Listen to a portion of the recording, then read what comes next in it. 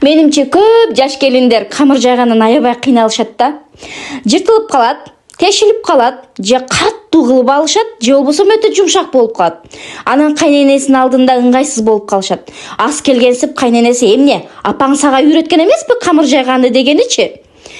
Мейли кыздар, мен силерге ушул камыр жайганын эң секреттерин айтып берем.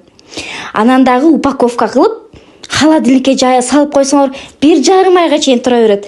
Качан силер шашып калганда 5 бармакка, чучпарага, мантыга, оромого, күл чатайга кылсаңар боло берет.